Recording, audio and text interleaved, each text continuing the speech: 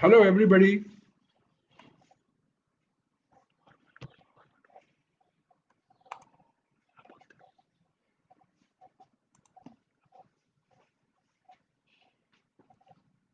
Before I start my presentation on reflections on performance enhancing energies and mind training quirks used by the Olympic athletes, I have to say a few words. Firstly, most of you know me either by personal interaction with me or by my books that most of you have been reading as I get the feedback from most of the corners. Second, I'm really very happy at this venture of the PEFI to keep people engaged and also productively benefit from the experiences and from the knowledge and from the learning programs that these people have had during their career.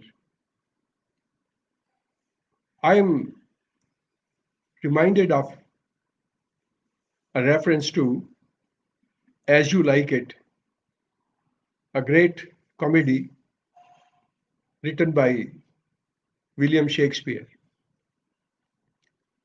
When the senior duke is banished from his kingdom and his kingdom was usurped by his brother Frederick, the king, the senior duke, retired into the forest, retired into the forest with his loyal entourage. And he found that solitude to be of immense help to him to understand nature, to understand the world, and also to understand the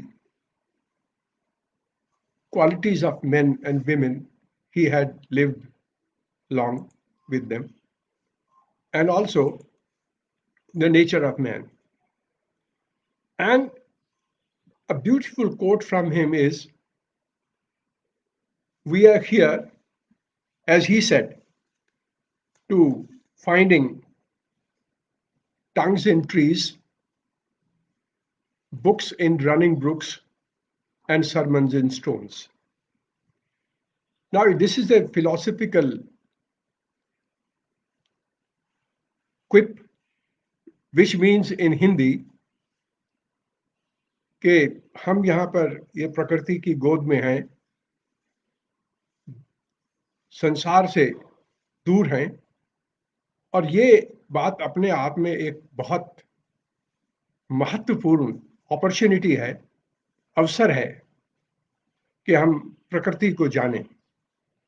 to find tongues in trees means का मतलब है कि हम जो पेड़ पौधे हैं, जो प्रकृति है, वो हमसे बात करती है. हम इस सॉलिट्यूड की घड़ी में उससे मेल मिलाप रख रहे हैं. बुक्स इन रनिंग ब्रुक्स, ये चलता हुआ पानी, ये चलती हुई पानी, जल की धाराएं, इसको जिनको ब्रुक्स कहते हैं, वो हमें साहित्य प्रोड्यूस करती हैं हमारे लिए. बुक्स, वो हमें बुक्स देती हैं, हमें नॉलेज देती हैं, हमें संसार को और जीवन को अंडरस्टैंड करने का मौका देती हैं. एंड सरमन्स इन स्टोन्स, ये पत्थर, ये पहाड़ियां, ये पाषाण, ये हमको कोई ना कोई ज्ञान देते हैं, कोई उपदेश देते हैं. एंड इसकी लास्ट लाइन है, to find good in everything. कि ये समय ऐसा है जब हम इसका बहुत अच्छा इस्तेमाल कर सकते हैं और इसको बहुत प्रोडक्टिवली लोगों तक अपनी बात जो है पहुंचाने की कोशिश कर सकते हैं। तो ये एक बहुत बड़ा आपने उद्यम किया है, पैफी ने उद्यम किया है, और इसके लिए मैं आप सभी को कॉन्ग्रेचुलेट करता हूं जिन्होंने इसको ऑर्गेनाइज किया है। अब मैं आता हूं अपने प्रेजेंटेशन की तरफ। ये है reflections on performance enhancing energies and mind training quirks used by Olympic athletes. A performance enhancing energies, you are very well aware what kind of energies do sports person have, what kinds of energy they generate in themselves or is generated by their coaches and sports scientists, and how they use it, how they bank upon it. This is a very common knowledge, but there are some gaps which are required to be filled, and this presentation will do that work. The second point in this is quirk. The word quirk. Quirk is a kind of trick that we play, that people play. And here, that athletes play with their mind, or their sports psychologists make them play so that they can take their mind to the situations, they can connect themselves to the situations in which they have to compete and they have to win. The whole idea is performance enhancing means concentrating our energies, taking care of all techniques and quirks which take you to what is called psyching up position, and you compete with all your energies being used. As we go forward, I take you back to a few decades back when sports psychology began to evolve itself. Sometime in 1965, when the first International Congress of Sports Psychology was organized in Italy. At that time, truly speaking, the most participants were not psychologists.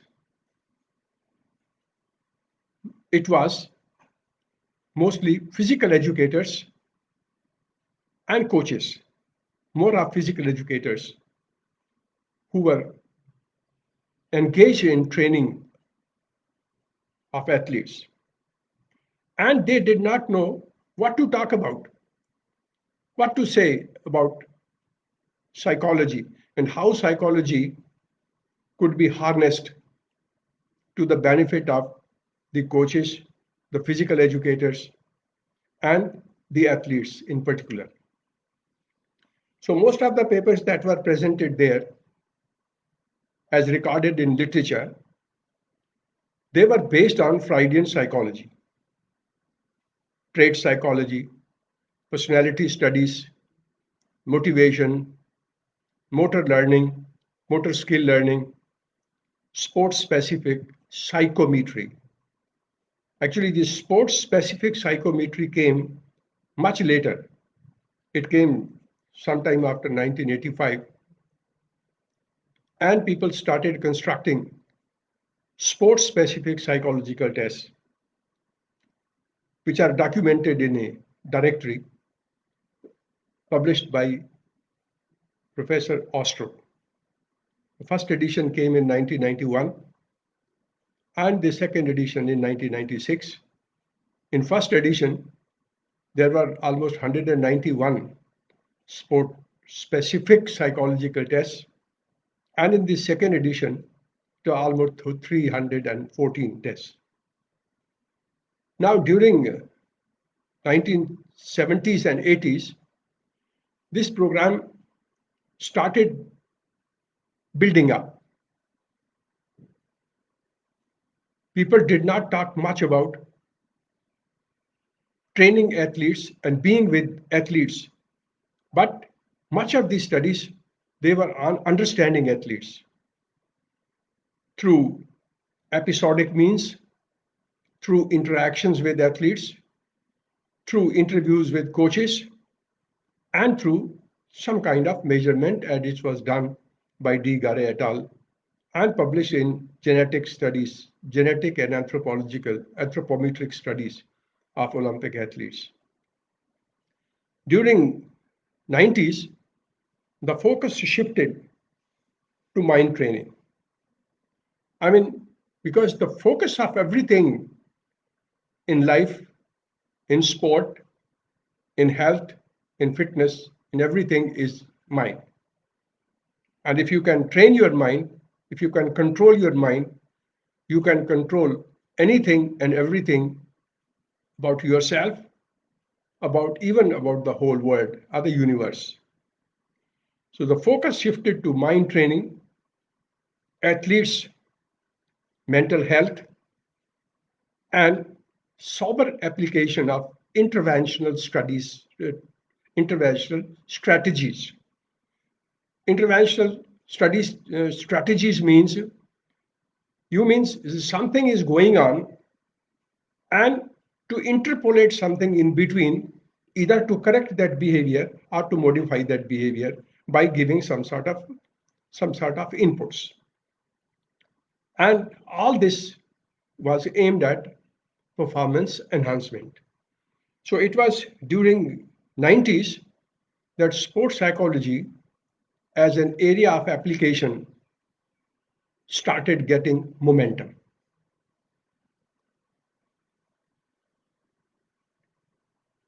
You see, the truth of a principle, a truth of an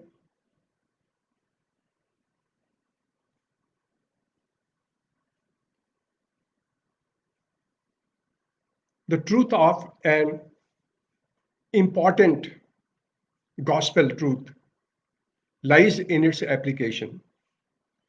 Unless something is applied somewhere and its effects are seen, the principle or the postulate carries no meaning. It was Watson, an Australian psychologist, not Watson, John Watson, the behaviorist of early 20th century. He gave three basic roles to contemporary sports psychologists. First one, players' self-knowledge. That means understanding the athlete and making the athlete understand himself, know himself, what his constraints are, what his good points are, what his strengths are, and what his physical, mental, and psychological characteristics are, and how far they match with the sport he performs. The second role is research. Research in sports psychology started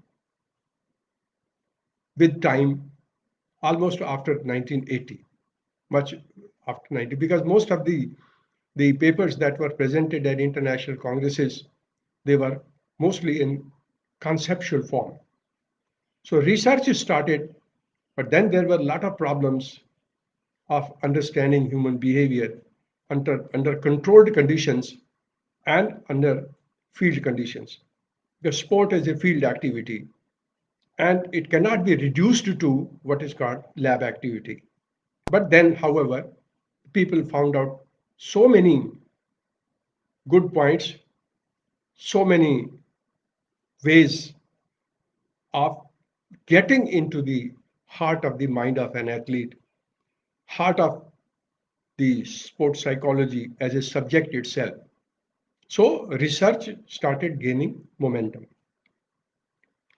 Then came application. So where to apply? How to apply this knowledge? It was well documented, and whatever the reports of the International Congress have been, they are full of knowledge. And one authentic document which was produced by the International Society of Sports Psychology was a huge book in which research was well documented. It's a book that runs into almost 2,000 pages. And now it has run into 3, 4 editions.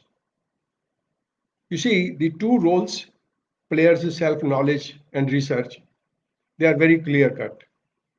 They are concrete and they are specific. But application is, though it's very crucial, is an open-ended question. How to apply? Who is to apply that knowledge? Who is competent to apply that knowledge? Because human mind is not simply like human body that you can deal with, whether you are a teacher or a coach, you are a trainer, or you are athlete yourself. You can deal with your body, or you are a medical specialist. You can deal with it. The most important thing and most crucial and most difficult thing is to deal with human mind. The acceptability, whether the person on whom you are applying your knowledge has any receptivity, or he is receptive, or you have the expertise to make him receptive.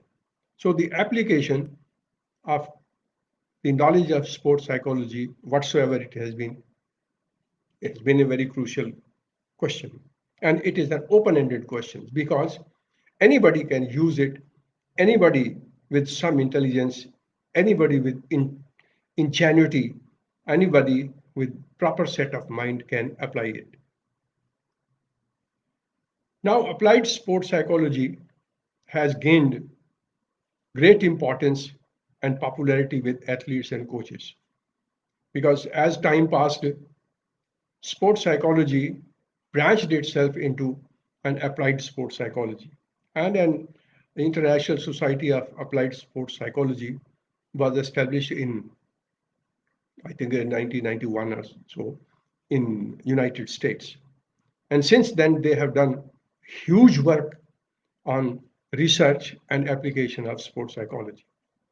And it is now that people have, especially the athletes and coaches, they have now begun to understand what it means to psychologize sport and what it means to be having access to sports psychology knowledge and what it means to use sports psychology as an anchor for performance enhancement. Mind training techniques have begun to produce positive results. I remember a 14, 15-year-old girl when she became Wimbledon champion, and she categorically said that it was her psychologist who kept the intensity in her so that she could win Wimbledon. Now, this is how the positive results started to come out. They continue to diversify. Now, the mind training techniques have continued to diversify and multiply. If I correctly remember, in 1985, at Copenhagen World Congress of ISSP, International Sports Psychology Conference, no one talked about yoga. No one said anything about yoga, meditation, etc., etc. They said something about meditation, of course. They said something about imagery and visualization, stop heart, thought stopping, etc., etc. But I did not find anybody presenting any paper on yogic practices or yogic way of training mind. And with now there are a lot of procedures have been improved. Now imagery technique has been a lot of improved with technological inputs and effectiveness. And there is now a rational application where to apply what. Because sports psychology is not such a commodity that can be digested by anybody and everybody in the same way. You need a different technique of training an archer, a different technique in training the mind of a golfer, a different technique in training the collective mind of hockey players or cricket players or basketball players. So since then, a lot of improvement has come, a lot of diversity has come, and a lot of things have been multiplying day after day. Now we come to very important point, which is called energies. Where do the athletes get energies from? Endurance performance analysts believe that athletic effort is largely powered by at least three interlaced and well-connected energies in a chaste hierarchical order. Means there is step-by-step order. Generally, it is said that athletes use three kinds of energies. One, caloric energy, energy which comes from food. Then emotional energy, energy which is generated by your feelings and arousal of your body and mind, as well as involvement of your spirit. And then cosmic energy, energy which comes from unknown sources. Cosmic energy comes from sources which you are not aware of, but it comes when you have access to the source of that energy.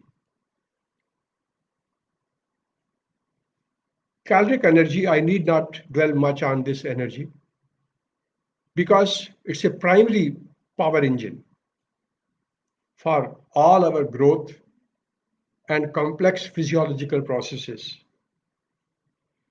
This energy is obtainable from rich and sustainable nutritional sources.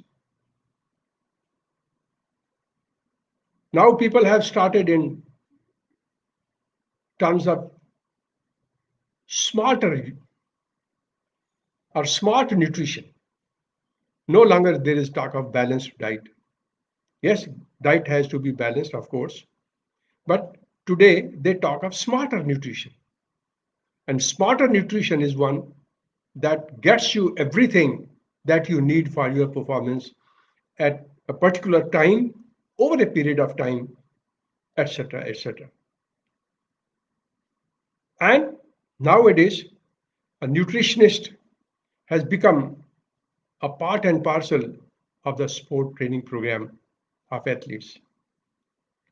Now, this caloric energy determines athletes' quality of health, fitness, and well being. All these three things are the basis, the fundamental requirements for an athletic endeavor. If you want to be an athlete of some standard, an athlete of very high standard, an elite athlete, first of all these three things you must possess in qualitative form. Your health should be excellent, your fitness top, and your well-being with no problem from any side. You need this energy perennially. It's not that you take nutrition, smart nutrition, just before competition or 3 or 4 months before competition and start building up yourself. You need it throughout. And when you need it throughout, only then it is possible for you to maintain your verve, your vigor, and your strength for performance. Now we come to emotional energy. Now, emotional energy is generated by psychophysiological channels or psychophysiological means. One is arousal, the other is feelings. Now, arousal is interpreted in two ways. Arousal जिसको हम उत्तेजना कहते हैं, किस तरीके से आपकी body और आपका माइंड उत्तेजित होता है, और फीलिंग्स हैं आपकी संवेदनाएं, आपकी भावनाएं। क्योंकि कोई भी इमोशन हो, कोई भी संवेग हो, चाहे वो एंगर है, क्रोध है, या फियर है, एंग्जाइटी है, कोई भी है, तो उसके दो एस्पेक्ट्स हैं। एक पहला एस्पेक्ट है उसका फिजियोलॉजिकल, जिसमें कि आपके फिजियोलॉजिकल पैरामीटर्स जो हैं वो एकदम से तेज होने लगते हैं, फिजियोलॉजिकल उथल पुथल होने लगती है, और आपका अराउजल लेवल बढ़ जाता है, आपका हार्ट रेट बढ़ जाता है, आपका ब्लड प्रेशर बढ़ जाता है। ये एक एस्पेक्ट है। लेकिन ये एस्पेक्ट दो तरीके से इसको इंटरप्रिटेशन में आता है। एक अराउजल वो है जो एक्सरसाइज के कारण होता है, जो फिजिकल एक्टिविटी के कारण होता है, और वो बड़ा प्लेजेंट होता है, और वो बहुत आपको अच्छा लगता है, वो आपकी एनर्जी को जनरेट करता है। आप अपने आप को टॉप ऑफ द वर्ल्ड जो है वो फील करते हैं कि आप वहां पर हैं। एक ये अराउजल है। इसका दूसरा एस्पेक्ट क्या है अराउजल का, जो चिंता के कारण होता है, जो टेंशन के कारण होता है, जो स्ट्रेस के कारण होता है। ये जो अराउजल है ये बहुत नेगेटिव है, और ये हमेशा परफॉर्मेंस को डाउन करता है, आपकी एनर्जी का लॉस होता है। आप फील करके देखिए, आधा घंटा आप एक्सरसाइज कीजिए, जो आपका अराउजल होगा वो कैसा होगा। और अगर 10 मिनट आपको किसी का इंतजार करना पड़े, तब आपका अराउजल क्या होगा। उसके बीच में आप डिफरेंस अगर फाइंड आउट करेंगे तो आपको समझ में आ जाएगी कि इमोशनल एनर्जी कहाँ से आती है और कहाँ को जाती है, और किस तरीके से आपको इफेक्ट करती है। The second aspect of emotional energy is feelings. How you feel, how you take it when some situation comes in which a particular emotion is playing. How you feel about the situation, how you feel about the surroundings, how you feel about the human beings you are interacting with or you are competing against. And if you lose a point, how you feel about it, and how when you win a point, how you feel about it. And this is very much connected with your arousal. So good feelings generate more energy. Feelings which are harmful, feelings which are negative, they arouse you, but then there is loss of lot of energy. When caloric energy begins to wane, means you find that now no longer much of energy is left in you. Emotional energy gets triggered. Look at the 400-meter athlete. Look at the 800-meter athlete. Now, up to 200 meters or 300 meters, such an athlete runs with a lot of physical and physiological caloric energy. But then the feeling is do or die. So that feeling triggers the emotional energy, and with all his effort, he gets the position what he gets. Basically, athletes are motivated, a drive, a very strong drive from inside. They derive support from inside, from their feelings. And those feelings are created not only by themselves, but those feelings are also triggered by the teachers, by the coaches. As you might have seen in Mahabharata, how certain feelings were triggered by the teacher, by Dronacharya himself, maybe in his in Arjuna or somebody else. So emotional energy has its genesis in the subconscious aspect of mind. If you look at the performing artists, like the dancers, like the singers, like the skaters, etc., etc., you will find once they are the actors, film actors, once they get into the role or they start feeling at subconscious level, they forget what they are. So they become that character. And so all actions, interactions that come forth, good or bad, they are due to the emotional energy working at subconscious level. Same is the case with athlete. When an athlete is emotionally aroused, when he is emotionally strong, when he is emotionally intelligent. Nowadays, if you remember, if you know that much more emphasis is given not on IQ or what is called intelligent quotient, but it is given on emotional quotient or how emotionally good you are, how emotionally intelligent you are. So an athlete has to be emotionally charged but intelligently. We come to cosmic energy. Excuse me. We come to cosmic energy. There was a video sent to me by someone. I don't remember who sent it to me. It was on how Gayatri Mantra was created. It is ascribed to Rishi Mishwamitra, who was Raj Rishi, and he was disciple of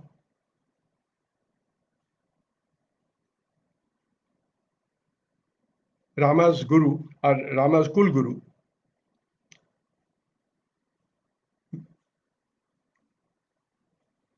So there was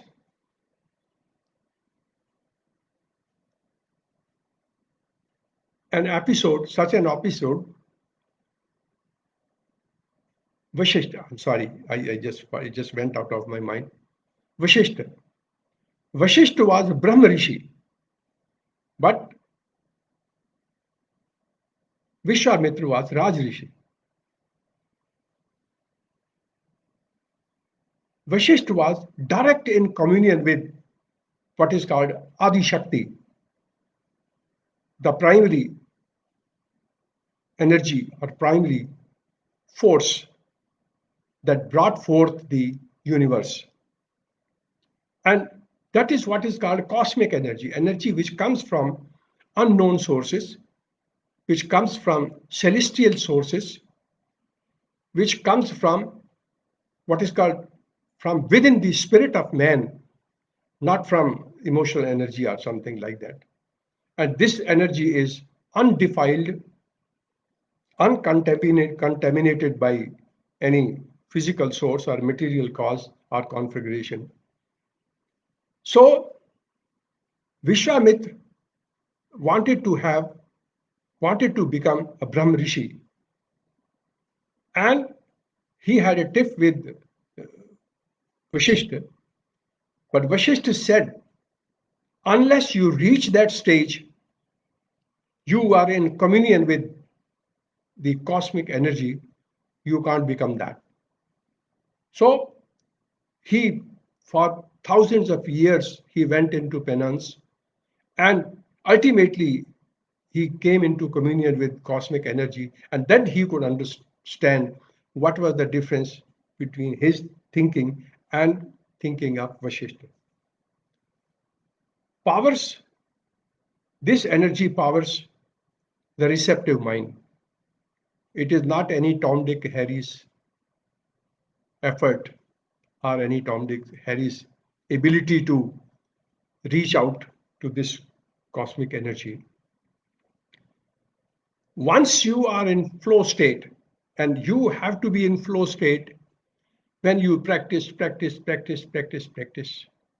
and you become introvert, you get into yourself, and then get into the flow state where everything starts happening automatically without any effort. And all performances that you see in the world are great performances, whether it is in science, in literature, or in sport, or anywhere, anything, they were actually because of the cosmic energy being used by the individual advertently or inadvertently. But nobody knows. Even the great scientist Albert Einstein, he had to agree, yes, there is something beyond that makes the things happen. Now, I am reminded of an episode of Kaun Banega Crorepati last year when Big B was interviewing Hima Das. He asked her, with such a humble background, with not much of support in terms of facilities, especially nutrition, etc., how could she do that outstanding, astounding performance?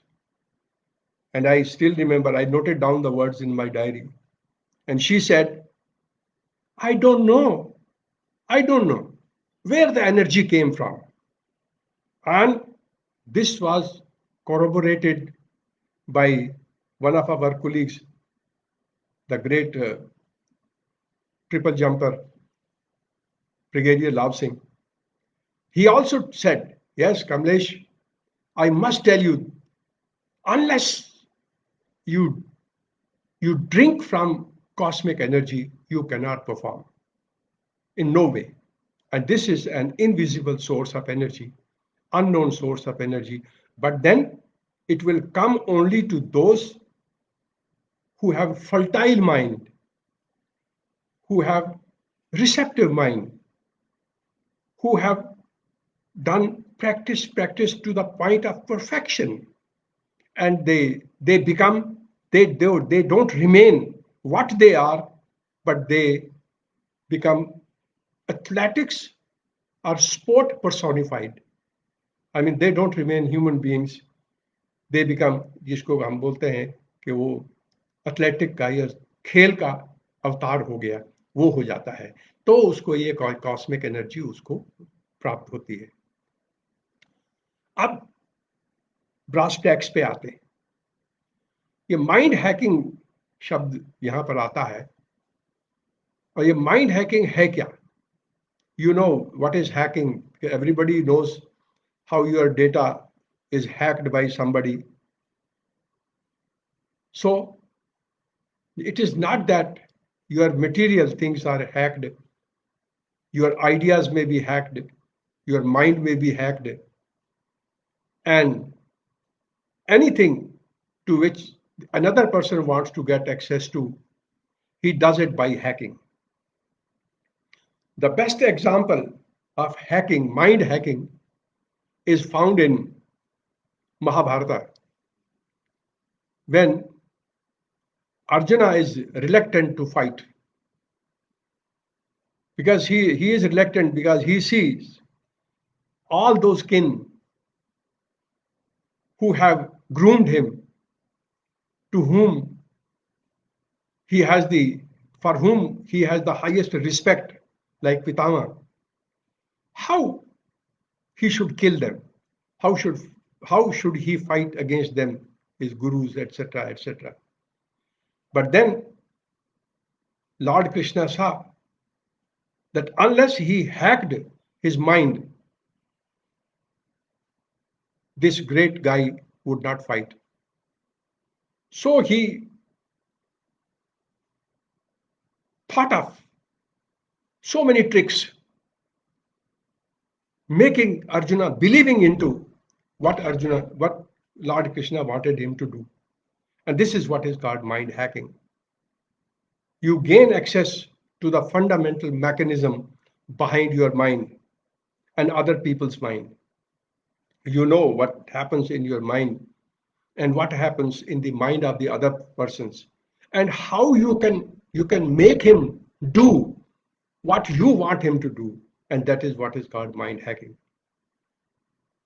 It basically comes down to self-control.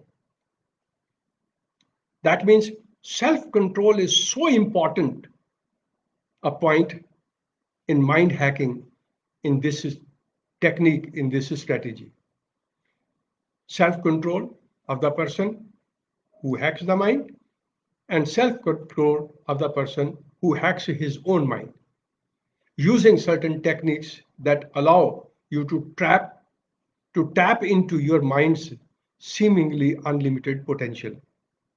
यानी कोई ना कोई ऐसा ढंग, कोई ना कोई ऐसा तरीका, कोई ना कोई ऐसी विधि, कोई ना कोई ऐसी प्रविधि सोचते हैं जिससे कि आप अपने आपका जो माइंड, आपका जो उसकी संभाव्यता है, आपके मस्तिष्क की जो आपकी संभाव्यता है, मनस की, मस्तिष्क नहीं बल्कि मनस की जो आपकी संभाव्यता है, जो आप कर सकते हैं, जो अनलिमिटेड है. जैसा स्वामी विवेकानंद ने भी कहा कि human mind is so powerful that it can lift the entire globe. इतना पावरफुल है ह्यूमन माइंड. लेकिन ह्यूमन माइंड को समझना, ह्यूमन माइंड तक पहुंचना, मैं नहीं जानता कि हम में से हर व्यक्ति जो यहाँ इस बात को सुन रहा है, या मैं अपने आप को भी उसमें शामिल करता हूं, कितना हम अपनी पोटेंशियल के बारे में जानते हैं, कितना हम जानते हैं कि हम में कितनी संभाव्यता है किसी चीज को करने की. और वो तभी प्रकट होती है जब हम कोई इंटरेक्शन करने लगते हैं, कोई अंतरक्रिया करने लगते हैं, हम करने लगते हैं, और हम सक्सेसेस, हम फेलियर्स, हमारी सफलताएं, असफलताएं, उनसे जूझते हैं. और तब जाके धीरे धीरे हमको ये समझ में आती है कि हमारी संभाव्यता क्या है, और फिर हम उस संभाव्यता को किस तरीके से बढ़ा सकते हैं, इसको माइंड हैकिंग का नाम देते हैं. अब माइंड हैकिंग स्पोर्टिंग वर्ल्ड में कैसे होता है, यानी स्पोर्ट्स के फील्ड में कैसे होता है. Mind hacks are simple, easy to understand, digest and perform acts or exercises which help prepare, condition and toughen mind, as also to peak for a winning effort. अब ये छोटी छोटी जो स्ट्रेटजीज हैं, छोटी छोटी जो टेक्निक्स हैं, सिंपल हैं, इजीली अंडरस्टैंड की जा सकती हैं, समझी जा सकती हैं. हम इसको आत्मसात भी कर सकते हैं, हम इसको करते हैं और बच्चे करते भी हैं. मेरा अनुभव यहाँ पंजाबी यूनिवर्सिटी में जो आर्चरी का सेंटर है, बहुत बड़ा सेंटर है, बहुत बच्चे हैं इसमें, छोटे 6-8 साल के बच्चे से लेकर के इंटरनेशनल लेवल तक के उसमें प्लेयर्स हैं. तो मैं सप्ताह में एक दफ़ा उन बच्चों में जाके बैठता हूँ, उनसे बात करता हूँ, उनको थोड़ी थोड़ी ये जो इनपुट्स हैं, साइकोलॉजी की इनपुट्स हैं, मैं देता हूँ.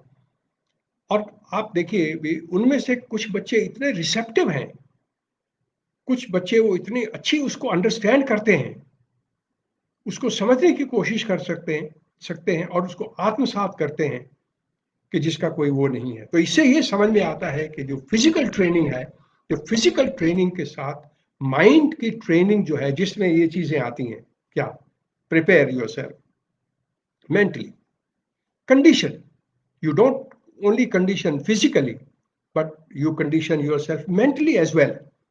और जैसे फिजिकल स्किल्स हैं वैसे मेंटल स्किल्स हैं, और कैसे आप अपने माइंड को टफ कर सकते हैं, अपने माइंड को दृढ़ कर सकते हैं, सुदृढ़ कर सकते हैं, ताकि अगर आप हार भी गए तो कोई बात नहीं है, तो कैसे आप उसको ले सकते हैं। ये नहीं है कि आप रोने ही बैठ जाते हैं, और अगर आप जीत गए या जीत के नजदीक हुए, जितने कई बच्चों को मैंने देखा है जो जब बिल्कुल सफलता के बिल्कुल नजदीक होते हैं, एक या एक या 2 पॉइंट का फर्क होता है, तो वो इतने खुश हो जाते हैं कि अगला राउंड खराब कर देते हैं।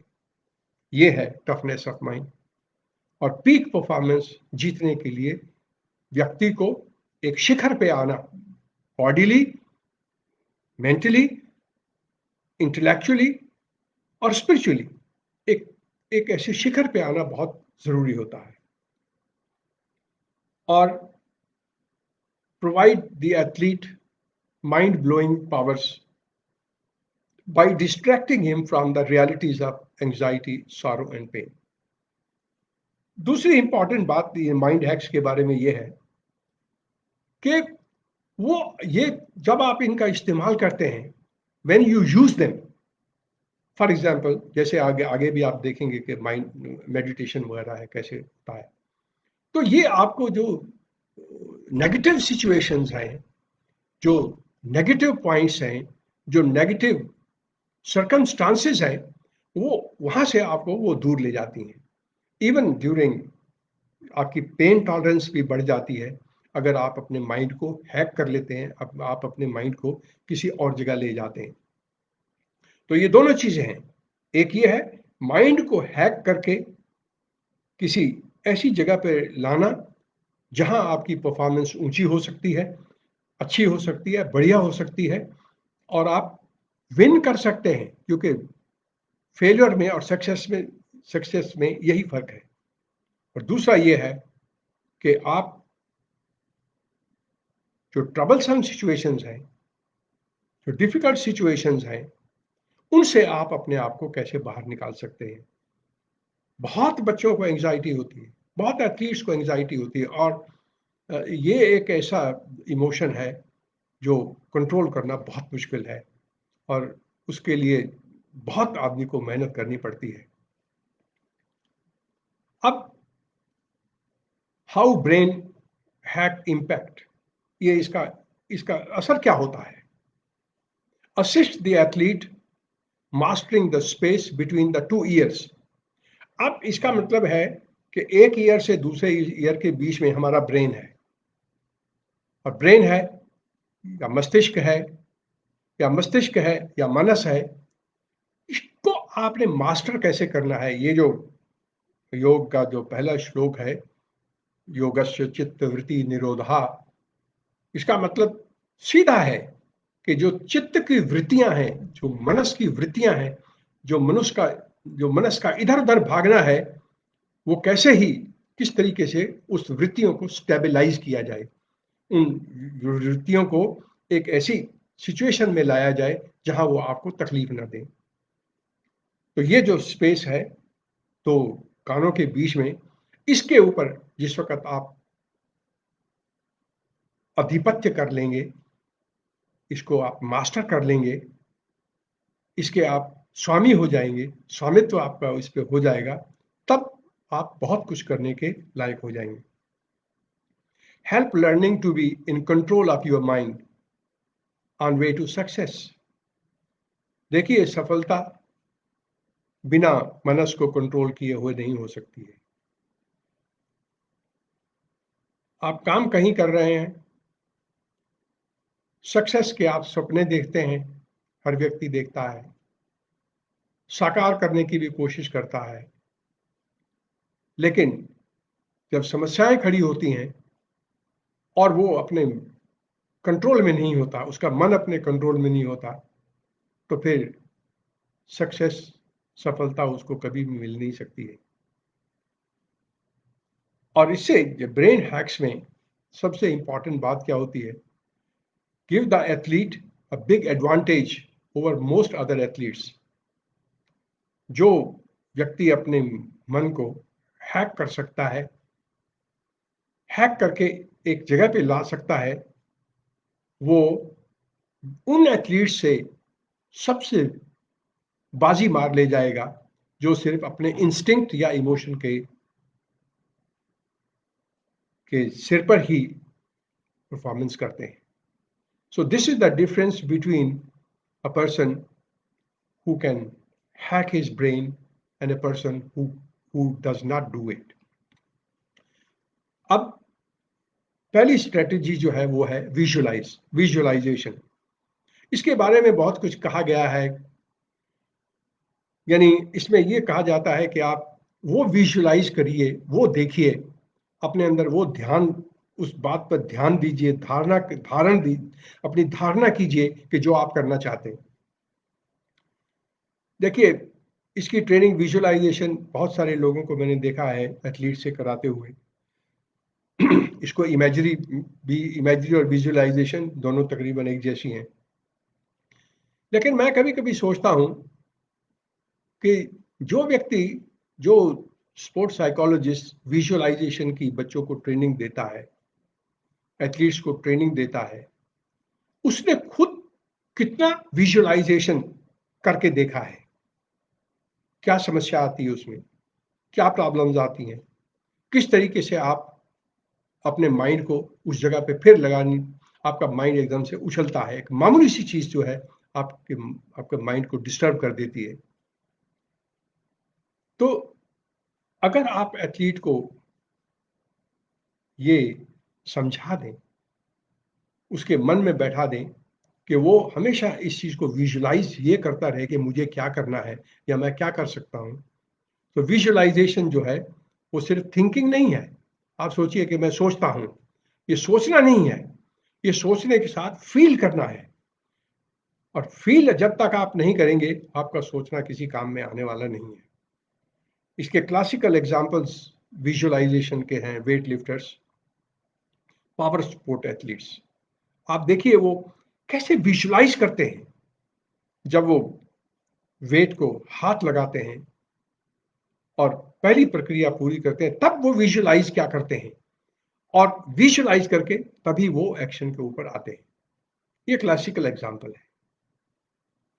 प्राइम्स ब्रेन फॉर सक्सेस, अगर आप विजुअलाइजेशन करते हैं, उसकी प्रैक्टिस करते हैं, उससे आपकी फ्लो स्टेट बढ़ती है, कॉन्फिडेंस अच्छा होता है, आप स्पोर्टर परफॉर्मेंस को इंप्रूव कर जाते हैं. तो विजुअलाइज करना सीखिए. कोई भी विजुअलाइज कर सकता है, लेकिन अगर आपका माइंड कंटेमिनेटेड है, अगर आपका माइंड डिस्टर्ब्ड है, अगर आपका माइंड किसी और चीज पर कैथिक्टेड है, तो फिर वो विजुअलाइज आपके लिए करना भी बहुत मुश्किल होगा. और जो भी स्पोर्ट्स साइकोलॉजिस्ट बच्चों से विजुअलाइजेशन कराता है, उसके लिए ये जरूरी है कि वो उसको खुद करके देखे कि ये किस तरीके से विजुअलाइज वो करता है और किस तरीके से इसमें समस्याएं खड़ी होती हैं. मेडिटेशन, देखिए इसके बारे में बहुत लंबा चौड़ा हर चीज कही जा सकती है, और योग शास्त्र में तो मेडिटेशन के ऊपर कितना जोर दिया गया है. चाहे आप ब्रह्म कुमारियों को सुनिए या जितने भी आजकल के गुरु हैं, जो भाषण देने वाले हैं, स्पिरिचुअल लीडर्स हैं, सब लोग मेडिटेशन के ऊपर ये कहते हैं. लेकिन जो मेडिटेशन है, सही मेडिटेशन वो है क्या, उसको क्या समझना है, उस पर लंबा चौड़ा भाषण देने की भी जरूरत नहीं है. लेकिन मेडिटेशन एक बहुत ज्यादा मैजिकल माइंड रिलैक्सिंग टेक्निक है. और ये मेडिटेशन आप हर रोज करें, चाहे 2 मिनट करें, 4 मिनट करें, 5 मिनट करें, कुछ भी करें. जो एथलीट हर रोज, देखिए मेडिटेशन में कुछ भी ना सोचे तो भी, माइंड को शून्य कर ले तो भी उसको कोई ना कोई अच्छा विचार जो है उसकी जगह पे आ जाएगा. अब जितने बहुत बड़े ये प्रोफेशनल एथलीट्स हैं, फेडरर है, कोबी ब्रायंट है, टाइगर वुड्स है, जेम्स है, ट्रेनर है, कैरी वॉल्श है, ये सब लोग कभी ना कभी आपने उनको सुना होगा कि वो मेडिटेशन करते हैं, और meditation as a religious duty करते हैं. अब मेडिटेशन आप किसी भी चीज के ऊपर करिए, किसी भी एस्पेक्ट के ऊपर करिए, किसी भी विचार के ऊपर करिए, लेकिन करिए। इससे आपका मेंटल गेम जो है, माइंड गेम इम्प्रूव होगा, आपके फोकस इम्प्रूव होगा, आपकी अटेंशन स्पैन इम्प्रूव होगा और आपका इमोशनल वेलबींग जो है वो बहुत अच्छा होगा। Talk to yourself.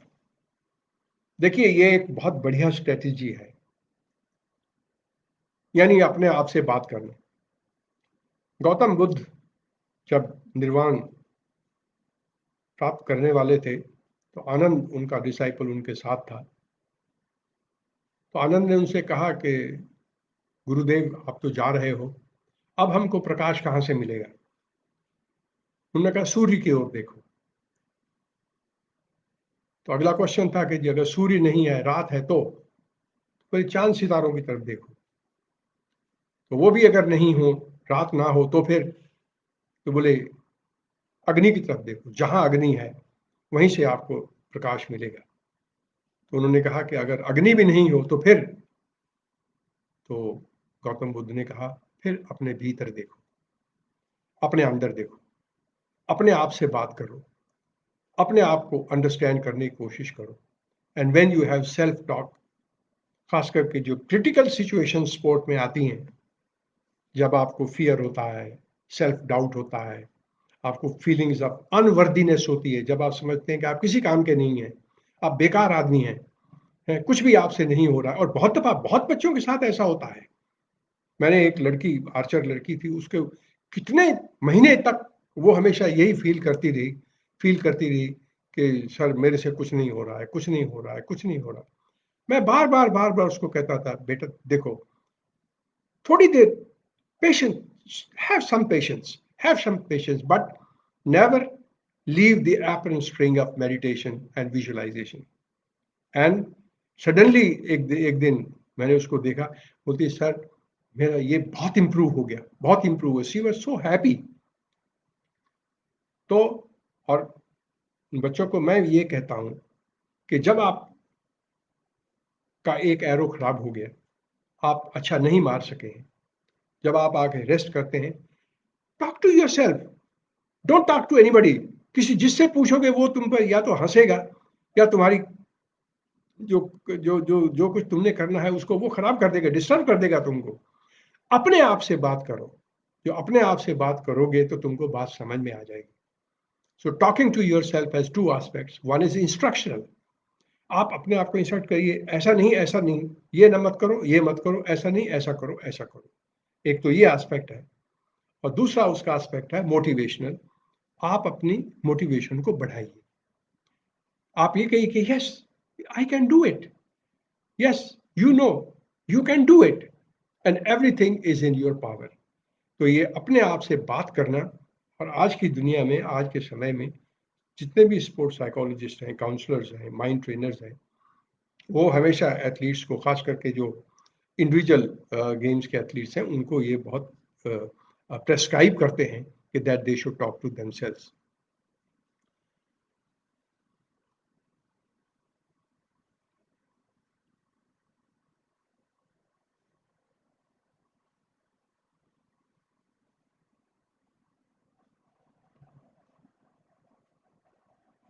दूसरा, सेट स्मार्टर गोल्स। देखिए, इसके बारे में सब लोग साइकोलॉजी में अच्छे तरीके से पढ़ते हैं। सब ने पढ़ा है कि हर व्यक्ति को, हर एथलीट को अपने गोल्स बनाने चाहिए और कोच को और उसके ट्रेनर को उसमें हेल्प करनी चाहिए उन गोल्स को सेट करने में। इसके बारे में बहुत लंबा चौड़ा कहने की आवश्यकता नहीं है। Goals, whatever the goals you set, they should be smart, they should be meaningful, they should be manageable, etcetera etcetera. ये सारी बातें आपने पढ़ी हैं। और ये एक बहुत अच्छा है, क्योंकि जो व्यक्ति गोल सेट नहीं कर सकता है वो तो भटका हुआ इंसान है। वो कभी इधर को जाता है, कभी उधर को। वो बेबाकबान कश्ती की तरह है जो समुद्र में टॉस करती रहती है, कभी इधर जाती है, कभी उधर जाती है। उसका कोई डायरेक्शन नहीं है, उसका कोई रास्ता नहीं है, उसका कोई मार्ग नहीं है। लेकिन सबसे इंपॉर्टेंट बात, the most important thing is you realize your big dream. You have been dreaming since childhood. Yes, you should make all effort to realize that dream. But then the most important thing is that dreams are not realized by one action or one activity. It's a sustained activity, continuity, and there are hundreds and hundreds of steps in between. Find a personal kickboard. कोई कोई एक ऐसी चीज ढूंढिए, कोई एक चीज, आपका आईफोन है, आपका कंप्यूटर है, जो आपको हमेशा ये रिमाइंड कराता रहे। और मुझे मालूम है डॉक्टर अजमेर सिंह और ब्रिगेडियर लाभ सिंह ने किस तरीके से, प्रोफेसर करण सिंह ने किस तरीके से उनको ये किक बोर्ड दिया टू टोक्यो।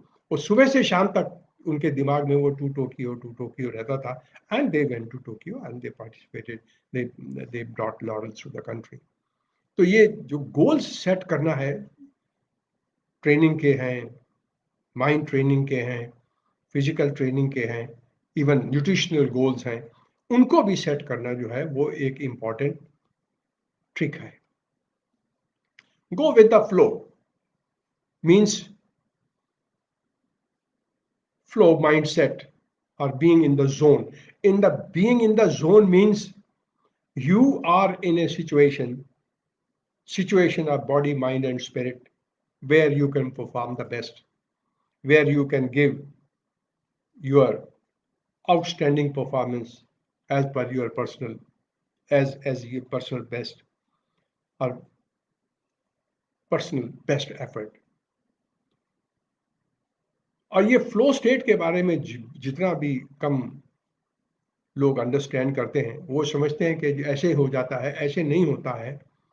जो flow state is created by effort, and that effort is when everything is okay at the skill level, at the training level, at the learning level, at the mind level, at the intellectual level, and then interpolated by spiritual level. Then everything is okay. Then you need not, you just do it. You need not think consciously. So what is happening?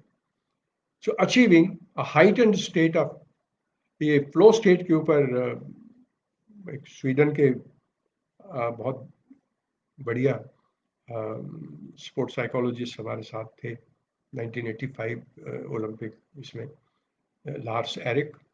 उन्होंने बहुत अच्छा काम किया इसके ऊपर, flow state के ऊपर, and he came out with lot of findings which we have been sharing with each other for a long time. बहुत अच्छा काम किया उन्होंने, and he said how it is possible to create a flow state, and by using concentration and confidence and calm, etc. Excellent results from being in flow, or let it. Flow is let it. चलो अपना आप ही हो रहा है, कोई चीज अपना आप ही होती है, और वो होती इसलिए है because you are in it. You have forgotten yourself what you are, and you become what that activity itself is.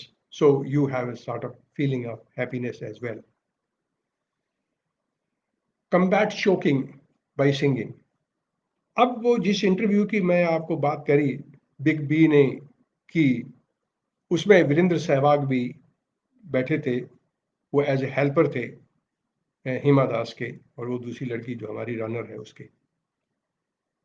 तो जो वीरेंद्र सहवाग ने ये बात कही, he said when he came onto the scene in cricket, he had to face challenges from stalwarts, big stalwarts, and then he was a small fry.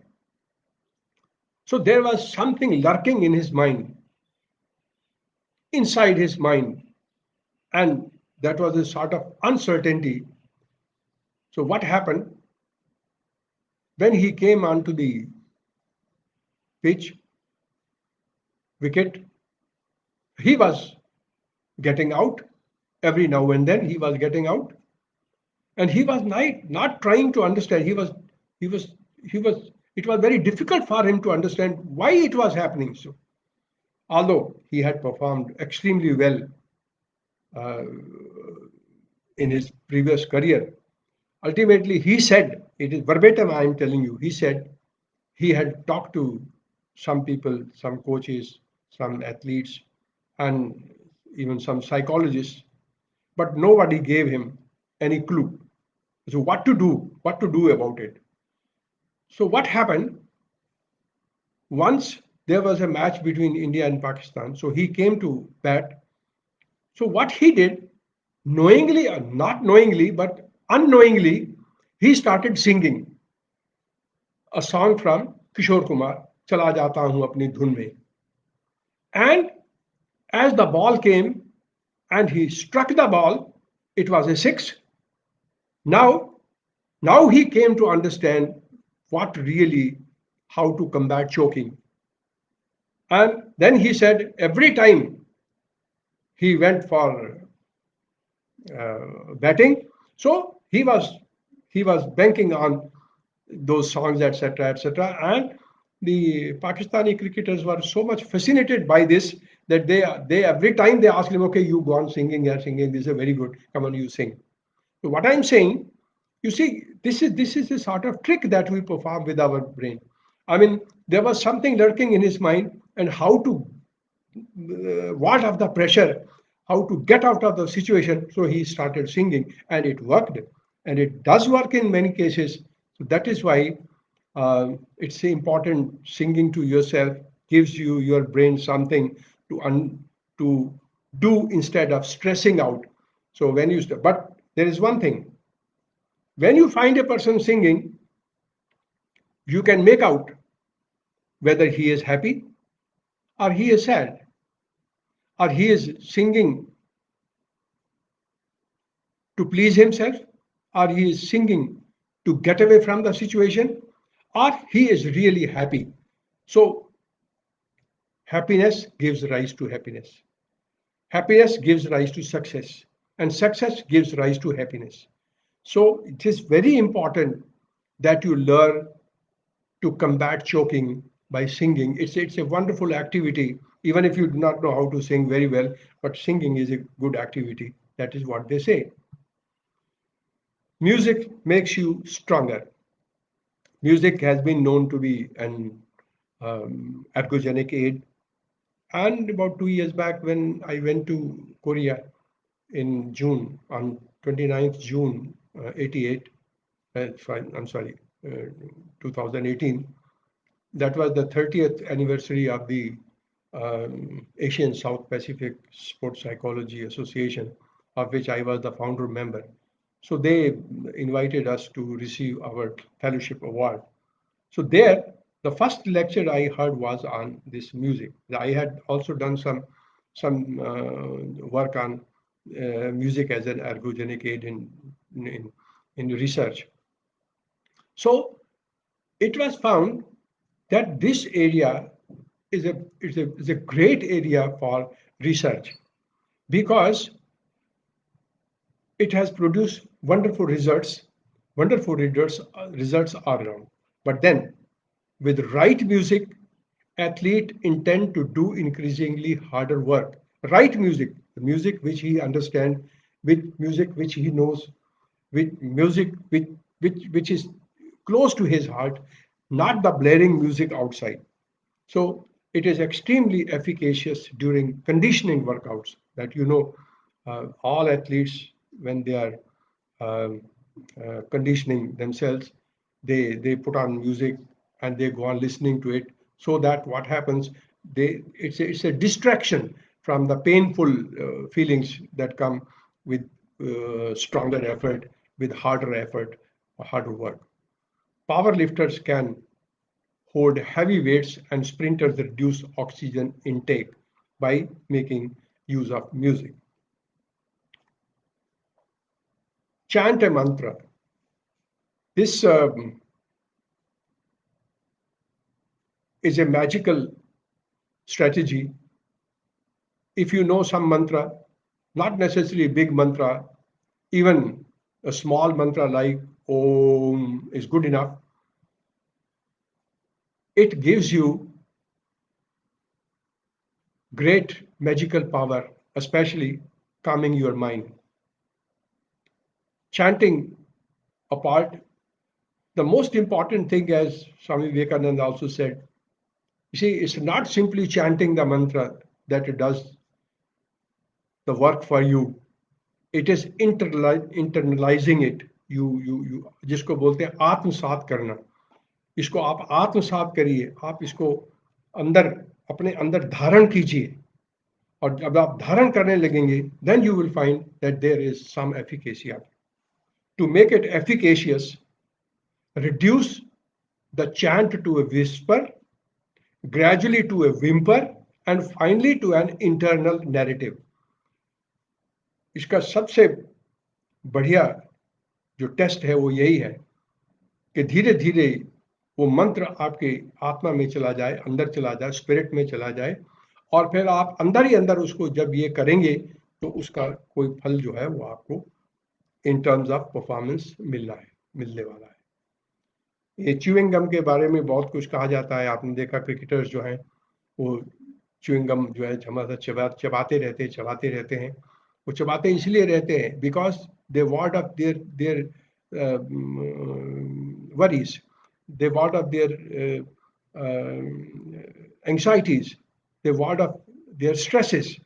वो इसीलिए उसको चबाते रहते हैं, और जब वो चबाते रहते हैं तो उनका ब्रेन जो है वो उस पे ही कैथिक्टेड रहता है, तो वो जो पेनफुल सिचुएशंस हैं या अनकंफर्टेबल सिचुएशंस हैं वो उससे अपने आप को अलग रखने की कोशिश करते हैं। गेटिंग फ्लस्टर्ड और panicky drains away a lot of energy, so you do something else, and that is chewing gum. Just chewing gum, and so you keep yourself happy. Make psychology applications result oriented.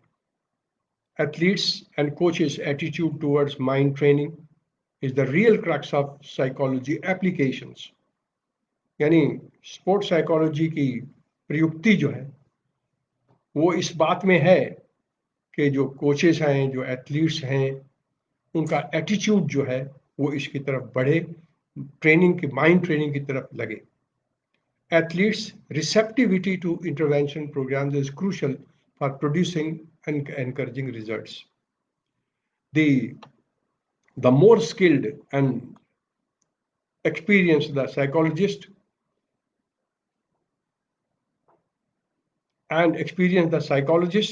the better he delivers in terms of a winning mindset.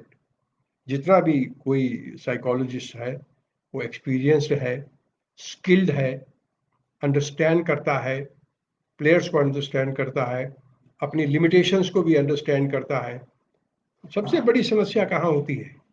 सबसे बड़ी समस्या होती है जब coach ये समझने लगता है कि साइकोलॉजिस्ट एक एक्स्ट्रा आदमी है जो मेरे ऊपर थोप दिया गया है, और साइकोलॉजिस्ट ये सोचता है कि मैं किस तरीके से कुछ ना कुछ मुझे क्रेडिट मिल जाए। बहुत सारे साइकोलॉजिस्ट मुझे बताते रहते हैं, सर मैं फलाने एथलीट के साथ उसको मेंटल ट्रेनिंग किया या ये किया, वो जीत गया। मैं कभी कभी सोचता हूँ कि भाई ये वो जीता क्या, तुम्हारी वजह से जीता। ठीक है, आप उसके साथ लगे, you do not know how much your input has produced the result, whether the result is due to the effort of the person himself, it is due to the wonderful training given by his coach or trainer, or it is due to the fine tuning that you did in the athlete. So it's very important, and sports psychology is now evolving, and after so much of hard work in this field, I still feel, मुझे एक बात याद आती है, बचपन में हम कथा सुनने जाते थे, 5वीं 6वीं क्लास में पढ़ते थे, तो कथा होती थी, बहुत लोग इकट्ठे होते थे, तो वहाँ पर एक जालंधर से बहुत अच्छे सिंगर थे, नत्था सिंह उनका नाम था, और बहुत बढ़िया गाते थे। तो उनका मुझे एक गीत की पहली लाइन याद है कि जीवन निकल गया तो जीने का ढंग आया, now we have understood, when we have understood sports psychology, it is too difficult now to say goodbye to it, and also to understand, to know that there is still something beyond, and it's not that easy to reach that yonder goal unless you start moving and you keep moving. Thank you very much, everybody, for listening to this talk.